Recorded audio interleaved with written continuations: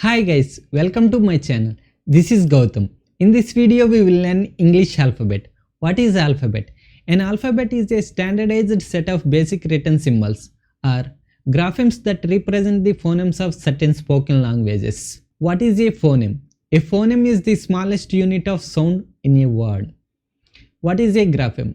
A grapheme is the way we write a phoneme. There are 26 letters in English alphabet.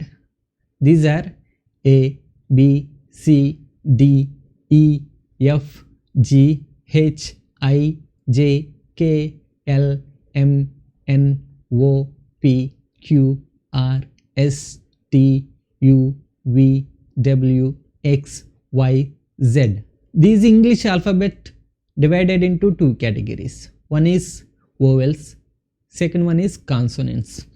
What is vowels? A vowel is a speech sound made by allowing breath to flow out of the mouth without closing any part of the mouth or throat.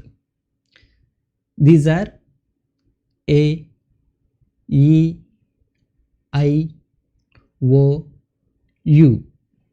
Second one is consonants. What is consonant?